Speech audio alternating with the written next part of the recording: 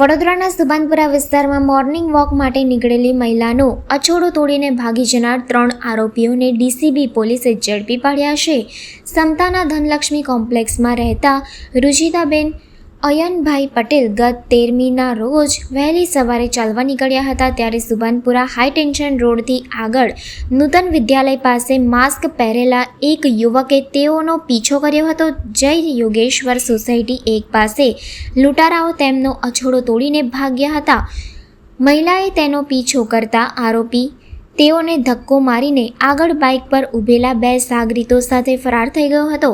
Gorwa police સ્ટેશનમાં નોંધાયેલા ગુનાની તપાસ દરમિયાન ડીસીબી પોલીસે કૃપાલસિંહ તારાસિંહ સિકલીગર, સન્નીસિંહ ઇન્દ્રસિંહ સિકલીગર અને અમરસિંહ માનસિંહ સિકલીગરને ઝડપી પાડ્યા છે. પોલીસે આરોપીઓ પાસેથી સોનાની ચેઇન અને બાઇક મળીને કુલ રૂપિયા 1.75 લાખનો મુદ્દામાલ કબજે કર્યો છે.